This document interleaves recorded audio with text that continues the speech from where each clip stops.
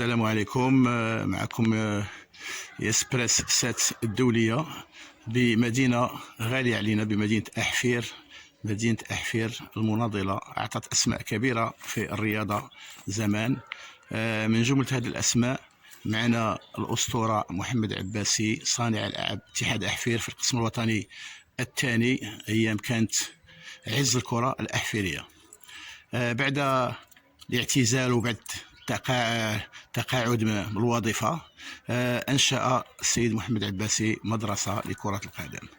مدرسة كرة القدم ليس كباقي المدارس، مدرسة عندما تكون من صانع ألعاب إذن لها أهداف، لها مشروع علمي. هذا المشروع العلمي النقاط ديالو تطوير المدربين، تطوير اللاعبين، تنمية المهارات الفردية إلى غير ذلك، من أجل مسايرة ما أنجزه الفريق الوطني المغربي في آخر كأس العالم.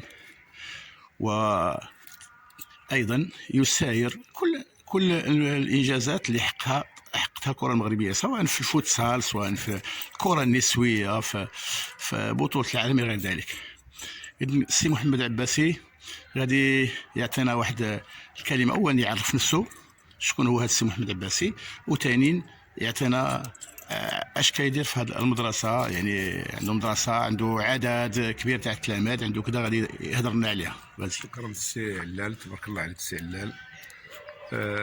في الحقيقة هذا نهار كبير اللي شفناك فيه السي علال، واحد من الأصدقاء اللي يعني جاورنا في الاتحاد الرياضي الأحفيري لكرة القدم، واحد من اللاعبين اللي في الحقيقة استفدنا بهم بزاف واللي عطاو واحد الدفعة قوية للفريق ديالنا.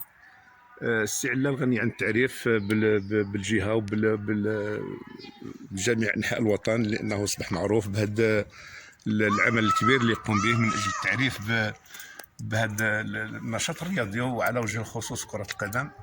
فعباسي محمد كما أشار إلى ذلك السي علال لاعب قديم ديال اتحاد أحفير، وفي الحقيقة مازال عنده عقد قران مع كرة القدم منذ النشأة ديالو حتى اليوم.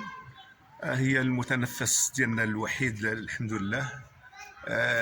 خلق لنا واحد الفضاء كبير باش نزاولوا فيه المهام ديالنا الرياضية، وبعد ما اعتزلنا كرة القدم كذلك نساهموا في النهوض بهذا القطاع الرياضي وقطاع كرة القدم في مدينة أحفير، ويكون عنده إن شاء الله واحد التوهج على مستوى الوطن وخارج الوطن، اقتداء بطبيعة الحال بالإنجاز الكبير اللي قدمه الفريق الوطني المغربي. هو إنجاز تاريخي، إنجاز أسطوري، إنجاز أعطانا مكانة بين الدول الراقية في كرة القدم، وأعطانا كذلك واحد الفرصة، فتح لنا قوس باش أننا ننافسوا على مستوى عالمي وليس على مستوى قاري فقط.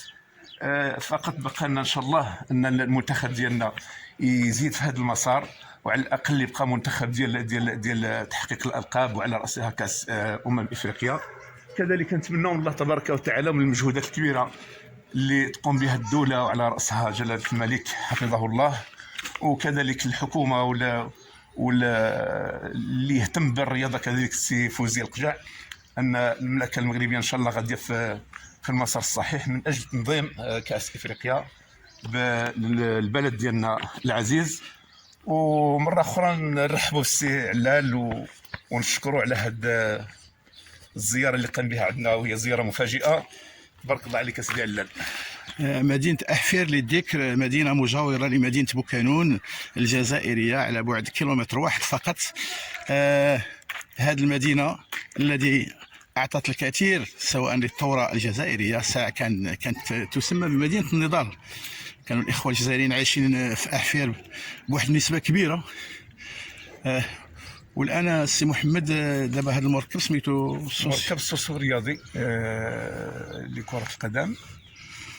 كيفاش عشتوا كأس العالم هنا في مدينة أحفير؟ عشنا كجميع المغاربة وفي جميع أنحاء العالم. يعني هاد كرة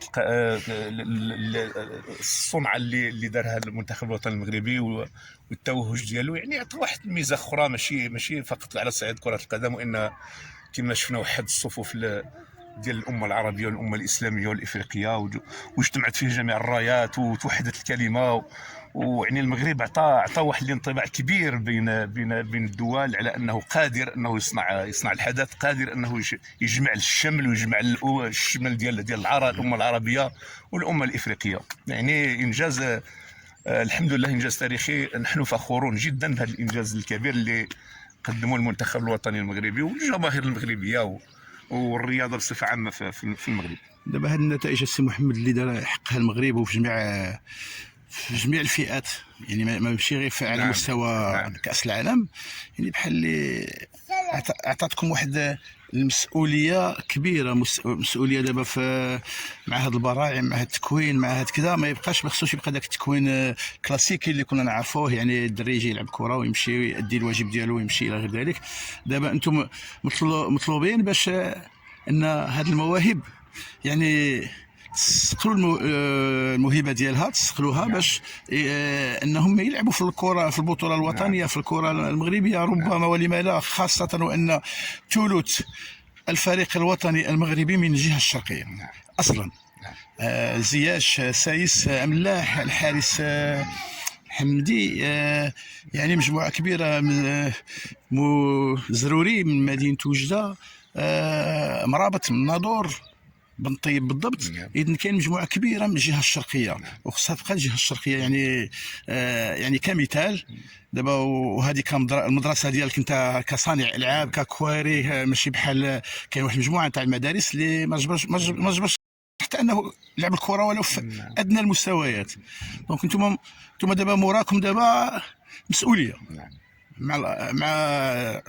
مع هاد الدراري الصغار. يعني كيفاش خصكم توليو حتى نتوما تسيروا الركب، كيفاش خصكم تبقاو تشتغلوا؟ يعني هي امانه السي، هي امانه ومسؤوليه في نفس الوقت، وحنا يعني مقدرين هذه المسؤوليه وقارينها وشايفينها في اولياء اللاعبين الصغار اللي يعني توافدوا علينا تبارك الله، يعني دايرين ثقه كبيره في المدرسه ديالنا. وحنا يعني متجندين واحد التجند كبير من اجل صقل المواهب. كاين مواهب كبيره هنايا، وكاين لاعبين اللي عندهم مستقبل كبير، اللي خص فقط ان هنا خص يكون واحد تنسيق بين الانديه وبين المدارس والجمعيات. لاننا دائما نسمي انا هاد الاطفال ولا هاد اللاعبين الصغار اللي يلعبوا عندنا هي روافد، لكن اين تصب؟ هذا هو المشكل. خص يكون واحد الانفتاح ديال الانديه على هاد المدارس عن طريق عقد شراكات واتفاقيات وعند تعاون بين الانديه وبين الجمعيات. المشكل هو هنا كاين واحد ما نقولش طلاق، وانه كاين واحد الثغره كبيره ما بين هذه الجمعيات وبين الانديه الان راه تشوف تمشي تفتش على المواهب ولا على يعني من خارج الوطن. وهذا هو اللي يعني ما يعطيش واحد الدافع كبير، واحد تشجيعات كبيره بالنسبه لهذه المدارس. حنا عندنا العمل ديالنا محدود، ولكن خص الانفتاح ديال هذه الانديه انها تجي عندنا. اكيد سي محمد. دابا واش ما لاحظتش من بعد هذه النتائج اللي تحقق على المستوى العالمي بالمغرب، واش ما بقاوش يجيو عندكم الاباء بكثره وكل شيء باغي يسجل؟ انا قلت لك كاين انتفاضه وكاين يعني واحد الاقبال كبير. المشكل فين عندنا مشكل انه ما كانش فضاء واسع. كاين ملعب واحد ما يمكنلكش انك تستوعب واحد العدد كبير اكثر من 70 ولا 80 واحد. لو كان عندنا فضاءات وعندنا ملاعب، نعطيك اليقين بان المدينه كلها تجيب ولادها هنا. اكيد احنا رفضنا بزاف ديال الطلبات لان ما يمكنش عاوده يعني توسع الدائره نتاع اللاعبين، ما غاديش يستافدوا. خص دير واحد العدد اللي على الاقل يلقى المتنفس ديالو، يلقى الفضاء فين يلعب وفين يستافد. لانه هذه الارضيه كتشوفها من جهتك يعني. بالنسبه لي انا يعني هذا ما عندنا كينديروا له، ولكن انا كنت تمنيت انه يكون سانتيتيك كما كان، ولكن ما عندك يعني الظروف ما عندك كدير، ما عندك، هي فوق الاستطاعه، ما عندك ما دير السي. اللي كان معنا السي محمد عباسي اللي كنشكروه على قناه ياسبريسات الدوليه، ونتمناو من ومجموعه تاع الجمعيات تمشي في الطريق ايضا ديالو كما هو راه دايرها، ونتمناو الخير للكره المغربيه. وشكرا سي محمد. كلمه اخيره. انا تمنيت السعاله لو كان جيت في الوقيته ديال التدريب من كانوا الولاد هنا، على الاقل تشوف لقطات ودي صور، ولكن هذا نخليوه مره اخرى ان شاء الله. نشكركم ونشكر من خلالكم القناه ديالكم، ونتمنى لكم النجاح والتوفيق السي علال، وحفظكم الله تبارك الله عليك. شكرا سي محمد. الله يحفظك، بارك الله فيك.